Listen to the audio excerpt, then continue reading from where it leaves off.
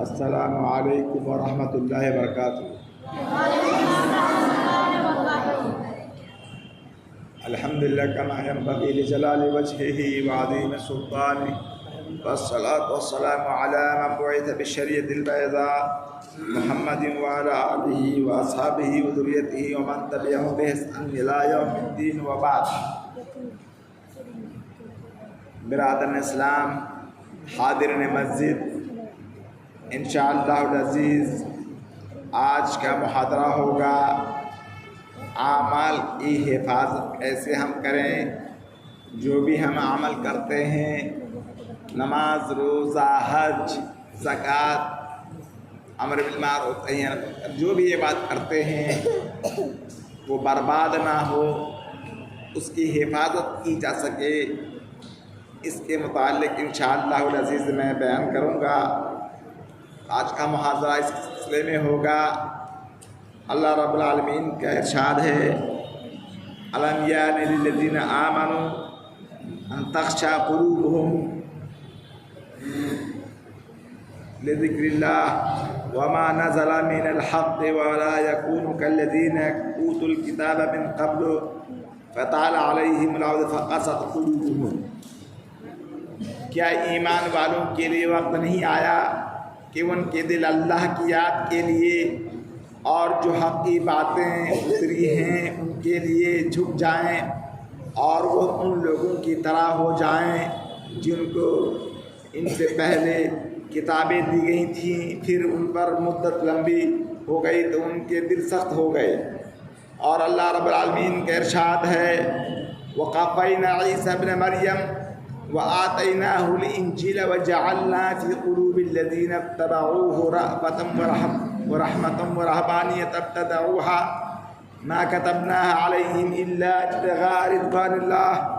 فَمَا رَعَوْا حَقَّ رِعَایَتِهَا۔ یعنی ہم نے رسولوں کے پیچھے عیسیٰ بن مریم کو ہم نے بھیجا، اور اللہ کہہ رہے ہیں کہ ہم نے انہیں انجیل دی۔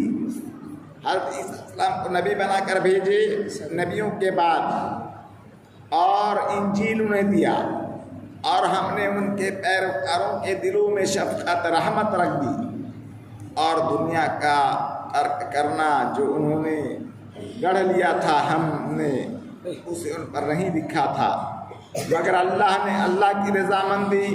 تلاش کرنے کے لیے ہم نے ان کے لیے ضروری قرار دیا تھا،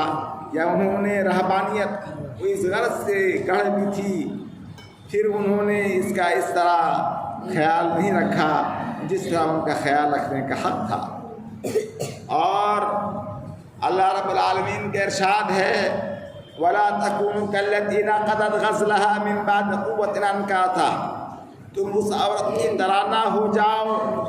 جس نے نہایت محنت مشقت سے سودا کاٹی، اور کاٹنے کے بعد توڑ کر کے ٹکڑے ٹکڑے کر دیا۔ یعنی ہم اپنی عبادات کو، نماز، روزہ، حج، زکوٰۃ، کوئی بھی عبادت کو کتنی محنت سے کرتے ہیں، محنت کرنے کے بعد پھر اس کو بیکار نہ کر دیں، رائے گاہ نہ کر دیں، ختم نہ کر دیں، ان کا اجر کچھ بھی ہمیں نہیں ملے گا ہم نے اگر اس کی حفاظت نہیں کی۔ تو ہمارے لیے ضروری ہے کہ ہم اس عورت کی طرح نہ ہو جائیں جو بڑی ہی محنت سے، تگ و دو سے، محنت مشقت سے سودا کو تیار کی، دھاگا بنائی، اور اس کے بعد پھر ٹکڑا ٹکڑا کر کے کاٹ ڈالے اپنے سے۔ اسی طریقے سے جو بھی ہم یہ بات دنیا میں کرتے ہیں، کرنے کے بعد پھر ہم انہیں ختم نہ کر دیں، رائے گاہ نہ کر دیں، برباد نہ کر دیں، اور ضائع نہ کر دیں۔ اسی طریقے سے اللہ رب العالمین کا ارشاد ہے، وَاعْبُدْ رَبَّكَ حَتَّىٰ يَأْتِيَكَ الْيَقِينُ۔ کہ مسلمانوں، اے مومنوں، اے انسانوں، تم اپنے رب کی عبادت کرتے رہو یہاں تک کہ تمہارے پاس یقین آ جائے، موت آ جائے۔ مرتے دم تک ہمیں لگے رہنے ہوگا عبادت میں، نماز میں، روزہ میں، حج زکوٰۃ ادا کرنے میں ہمیں لگے رہنے ہوگا، اس سے ذرا برابر بھی پیچھے نہ ہٹیں۔ کب تک؟ جب تک کہ ہمارے پاس یقین نہ آ جائے۔ کب تک؟ جب تک کہ ہمارے پاس موت نہ آ جائے، مرتے دم تک ہمیں اللہ کی عبادت کرنی ہے، ہوش و حواس میں رہتے ہوئے عبادت معاف نہیں ہے۔ یہ تکلیف جو ہمارے اوپر جو آ گئی ہے، وہ تکلیف اور اعمال ہم سے جدا نہیں ہوں گے یہاں تک کہ ہمارے پاس موت آ جائے۔ اسی طریقے سے اس سلسلے میں بہت سارے احادیث، عائشہ رضی اللہ تعالیٰ عنہ کا کہنا، انہوں نے کہا کان احب الدنیا الیہ ما داوم ما صاحبہ علیہ، وہ اعمال اللہ رب العالمین کے نزدیک سب سے بہترین ہے جس کے اوپر اس کے صاحب مداومت کرتے، ہمیشہ کرتے رہے، تھوڑا سا عمل کیوں نہ ہو لیکن وہ اس کو کرتا رہے، انجام دیتا رہے، اس سے پیچھے نہ ہٹے، بلکہ ان کو انجام دینے میں ہمیشہ تگدو کرتے رہے، آگے بڑھتے رہیں اور پیچھے ذرہ برابر بھی نہ ہٹیں۔ اور ہمیں یہ بات کرتے رہنی ہے جب تک کہ موت نہ آ جائے۔ اس عمر بن خطاب رضی اللہ تعالیٰ عنہ سے مروی نے کہا کہ اللہ کے رسول ارشاد فرمایا، من قام عن حزبہ، من نام عن حزبہ من اللیل او عن شیء منہ فقرأہ بین صلاة الفجر و صلاة الظہر کتب لہ کأنما قرأہ من اللیل۔ اگر کسی شخص کی یہ عادت اور دستور ہے کہ رات میں ایک پارہ پڑھ کے سونا ہے، 2 پارہ پڑھ کے سونا ہے، لیکن نیند آ گئی، کوئی مشغولیت ہو گئی، نہیں پڑھ سکا، وہ اپنا معمول کے مطابق اس کو ادا نہیں کر سکا، تو اگر رات میں چھوٹ گیا وہ عمل تو کوئی حرج کی بات نہیں، دن میں صبح صادق سے لے کر کے ظہر کی نماز تک کا جو وقت ہے، اس وقت میں کسی وقت بھی ادا کر لے، یا نماز ہو یا تلاوت ہو یا کوئی دعا کا معمول ہو، تو اللہ رب العالمین ہمیں اس کا پورا بدلہ دیں گے، اور ذرہ برابر بھی کوئی کمی خامی ہمارے اندر نہیں رہے گی، انشاءاللہ اللہ تعالیٰ پورا ہم کو اس کا بدلہ دیں گے۔ اسی طریقے سے عبداللہ بن عمرو بن العاص رضی اللہ تعالیٰ عنہما سے مروی نے کہا، قال لی رسول اللہ صلی اللہ علیہ وسلم، یا عبداللہ لا تکن مثل فلان کان یقوم اللیل فترک قیام اللیل۔ عبداللہ بن عمرو بن العاص سے کہتے ہیں اللہ کے رسول صلی اللہ علیہ وسلم کو، سنو اے عبداللہ بن عمرو بن العاص، فلان کے طرح نہ ہو جانا،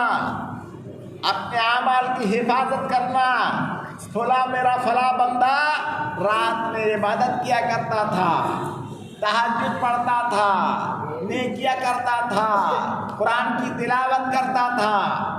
لیکن وہ چھوڑ دیا، بعد میں اس کو چھوڑ دیا، کیا کر دیا؟ چھوڑ دیا، سستی سے، کاہلی سے، کوئی بھی سبب ہو چھوڑ دیا، تو اس کے طرح مت ہو جاؤ، کوئی بھی نفلی عبادت کیوں نہ ہو، اگر کوئی شخص کرتا ہے تو اس کو ہمیشہ کرتے رہنا چاہیے، ورنہ اس کا فائدہ زیادہ نہیں ہوگا۔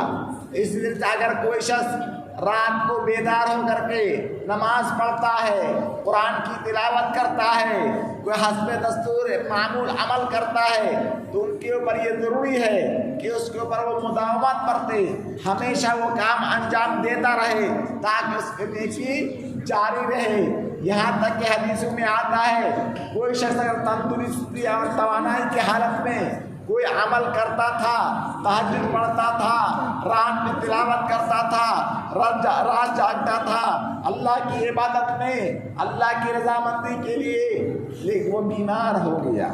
بوڑھا ہو گیا، عاجز ہو گیا، ڈاکٹر نے منع کر دیا کہ رات کو آپ جاگیے نہیں، فلاں رات کو جاگنے بات نہ کیجیے، تو وہ چھوڑ دیا، تو اس کے وجہ سے ان کو سوتے ہوئے پوری نیکیاں ملیں گی الحمدللہ۔ اگر کوئی شخص جوانی کی حالت میں وہ عبادت کرتا تھا، بڑھاپے کی وجہ سے، کسی بیماری کی وجہ سے اس کو چھوڑ دیا، اس کی نیت صحیح ہے، اس کے دل میں طلب ہے کہ میں دوبارہ اگر تندرست ہو گیا، توانا ہو گیا، میری فلاں بیماری ختم ہو گئی، میں دوبارہ وہ عمل شروع کروں گا، اس کی نیت صحیح ہے، تو وہ سوتا رہے گا، اس کے عبادت کا اجر و ثواب ملتا رہے گا۔ تو ہمیں چاہیے کہ ہم اپنے اعمال کی حفاظت کریں، اس پر مواظبت برتیں، ہمیشہ کرتے رہیں، تھوڑا سے کیوں نہ عمل ہو، 1 صفحہ 2 صفحہ، 1 رکوع 2 رکوع، एक पारा दो पारा रात में पढ़ने की आदत हो, तहज्जुद पढ़ने की आदत हो, क़यामुल लैल की आदत हो, तो उस आदत को इंसान को नहीं छोड़ना चाहिए, बल्कि उसको जारी और सारी रखना चाहिए। तो अल्लाह के रसूल ने फरमाया अब्दुल्लाह इब्न अब्बास से कि सुनो, तुम फलां शख्स की तरह मत हो जाना, फलां आदमी क़यामुल लैल करता था, तहज्जुद पढ़ता था, फिर वो सुस्ती काहिली से छोड़ दिया, तो तुम उसके तरह मत हो जाना। रात में जब क़याम करोगे, रात में अगर तहज्जुद की आदत पड़ जाए, उसको हमेशा बरकरार रखना और तादेर तक उसको कायम रखना और उस पर अमल करते रहना। इसी तरीके से आयशा रज़ियल्लाहु ताला अन्हा से मरवियों ने कहा, काना रसूलुल्लाह सल्लल्लाहु अलैहि वसल्लम इज़ा फाततहु सलात मिनल लैल मिन वजाइन औ गैरिही सल्ला मिनन नहारी सिंतै अशरत रकातन। रसूलुल्लाह सल्लल्लाहु अलैहि वसल्लम की हालत बतला रहे हैं। आज आयशा रज़ियल्लाहु उम्मुल मोमिनीन आयशा रज़ियल्लाहु ताला अन्हा फरमाती हैं कि अल्लाह के रसूल को कभी कभी रात में तहज्जुद की नमाज छूट जाती थी, वो नहीं पढ़ पाते थे, तो क्या करते थे, दिन में उसको पढ़ लेते थे। कितना 12 रकात या 8 रकात तहज्जुद लेकर के, वितर लेकर के 11 रकात या 13 रकात, और तरावी जो है तरावी या क़यामुल लैल तहज्जुद की नमाज 12 रकात आप पढ़ लेते थे दिन में, किसी भी वक्त सुबह से लेकर के ज़हर तक। इस तरीके से अल्लाह के रसूल सल्लल्लाहु अलैहि वसल्लम सहाबा किराम को ताकीद करते थे कि देखो, नमाज की मुहाफ़ज़त करो और उसकी हिफाजत करो, और नफिल नमाज या नफली कोई इबादत क्यों ना हो, अगर कोशिश करता है तो उनको चाहे कि वो हमेशा करता रहे, उसके अंदर सुस्ती और काहिली से काम ना ले, बल्कि उस पर मुदावत बरते और हमेशा उसको अंजाम देता रहे, ताकि जब हम बूढ़ा हो जाएं, बीमार हो जाएं, वो हमारा नेकी जारी रहेगी और हमें नेकी मिलती रहेगी जब तक कि हम जिंदा रहें। इसी तरीके से सुन्नत और उसके आदाब की भी हिफाजत करना हमारे लिए ज़रूरी है कि जो भी हम सुन्नत पढ़ते हैं या कोई भी नफली इबादत करते हैं, उसकी भी हिफाजत करें। कोई ये ना समझें कि हम फ़र्ज़ पढ़ लेंगे, अदा हो गया, काम चल गया, ठीक है। हम ये नहीं कहेंगे कि आप अगर नफिल नहीं पढ़ते हैं तो आप काफिर हो गए, जन्नत में नहीं जाएंगे, नहीं। लेकिन अगर किसी की आदत बन चुकी है, कोई मज़ीद नमाज पढ़ सकता है, इसलिए कि क़यामत के दिन इंसान का सबसे पहला जो हिसाब होगा वो नमाज का हिसाब होगा। अगर फ़र्ज़ में कोई कमी खामी रह जाए तो हमारे नवाफिल को तलाश किया जाएगा, क्या इनके पास कोई नफली नमाज है, कभी तहज्जुद पढ़ा था, तरावी पढ़ा था, सुनन रवातिब पढ़ा था, नफली नमाज पढ़ा था।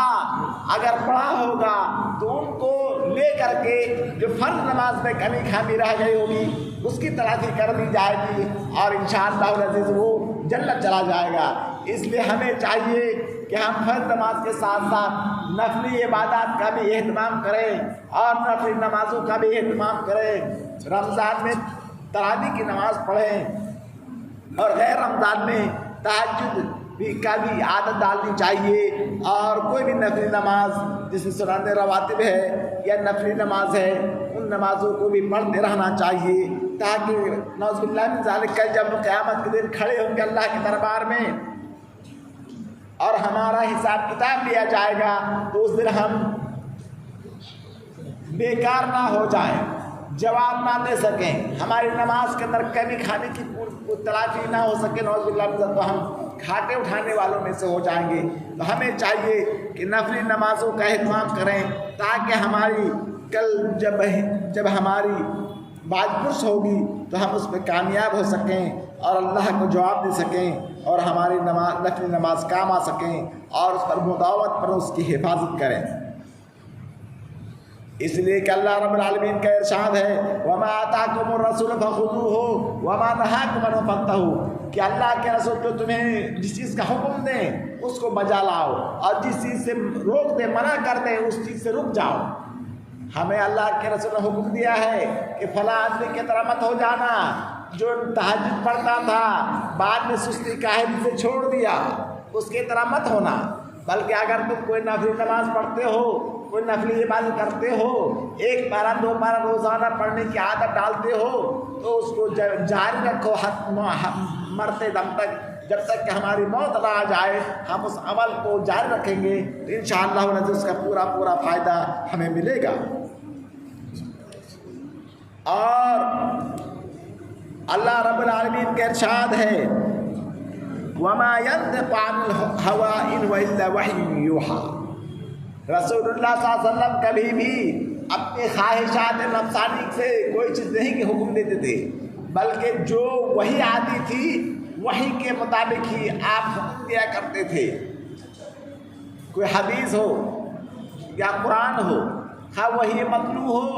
یا وحی غیر مطلوع ہو، تلاوت کی جانے والی قرآن ہو یا غیر مطلوع جو حدیث نبوی ہے، دونوں وحی ہے، دونوں کا حکم ایک طرح ہے۔ ایک صحیح حدیث اور قرآن کی آیت میں من حیث العمل والوجوب کوئی فرق نہیں ہے۔ اگر کوئی صحیح حدیث کو چھوڑ دیتا ہے کہ قرآن میں نہیں ہے، کوئی بات ہے قرآن میں تو نہیں ہے، نہیں، جو کچھ قرآن میں ہے، جو کچھ صحیح حدیث میں موجود ہے، دونوں عمل کے اعتبار سے، واجب ہونے کے اعتبار سے اور ثبوت کے اعتبار سے دونوں کے اوپر عمل کرنا ہمارے اوپر فرض اور واجب اور ضروری ہے۔ اس کے بغیر ہم کامل مسلمان نہیں ہو سکتے ہیں۔ اسی طریقے سے اللہ رب العالمین کا ارشاد ہے قُلْ إِن كُنتُمْ تُحِبُّونَ اللَّهَ فَاتَّبِعُونِي يُحْبِبْكُمُ اللَّهُ وَيَغْفِرْ لَكُمْ ذُنُوبَكُمْ۔ اے رسول، آپ دنیا والوں کے سامنے، مومنوں کے سامنے، مسلمانوں کے سامنے اس بات کا اعلان کر دیجئے کہ اگر تم اللہ سے محبت کرتے ہو تو میری اتباع کرو، اللہ رب العالمین تم سے محبت کرے گا اور تمہارے گناہوں کو اللہ تعالیٰ معاف کر دے گا۔ تو ہمیں چاہیے کہ ہم اللہ کے رسول کی اتباع کریں، ان کے کہنے کے مطابق عمل کریں اور اپنے اعمال کی حفاظت کریں، نفلی نمازوں کی حفاظت کریں، نفلی عبادات کا بھی حفاظت کریں۔ فرض تو ادا کرنا ہی ہے، فرض کے بغیر کوئی چارہ ہی نہیں ہے، فرض کے بارے کوئی کلام ہی نہیں ہے۔ فرض کے علاوہ نفلی روزہ، نفلی نماز، نفلی صدقہ، نفلی حج، عمرہ اور اس طرح سے کرتے رہیں۔ ہو سکتا ہے کہ ہماری فرضیت میں کوئی کمی خامی رہ جائے تو نفلی سے اس کی تلافی ہو جائے گی اور ہم آخرت میں کامیاب ہو جائیں گے جنت جانے کے لیے۔ اور یہ سب سے بڑی کامیابی ہے، جو جنت چلا گیا اور جہنم سے بچ گیا، اس سے بڑی کامیابی دنیا آخرت میں اور کچھ بھی نہیں ہے ایک مومن کے لیے۔ تو اگر تم اللہ سے محبت کرنا چاہتے ہو تو رسول کی اتباع کرو، تو تمہارے تمام گناہوں کو اللہ رب العالمین معاف کر دیں گے اور اللہ تعالیٰ تم سے محبت کرنے لگیں گے۔ اسی طریقے سے اللہ رب العالمین کا ارشاد ہے لَقَدْ كَانَ لَكُمْ فِي رَسُولِ اللَّهِ أُسْوَةٌ حَسَنَةٌ لِمَنْ كَانَ يَرْجُو اللَّهَ وَالْيَوْمَ الْآخِرَ، سورہ احزاب۔ یقیناً تمہارے لیے رسول اللہ صلی اللہ علیہ وسلم کی ذات میں بہترین نمونہ ہے اس شخص کے لیے جو اللہ پر اور آخرت پر یقین رکھتا ہے، جو اللہ پر یقین رکھتا ہے، آخرت پر یقین رکھتا ہے، جو مومن ہے، اس کے لیے ضروری ہے کہ رسول کی اتباع کرے،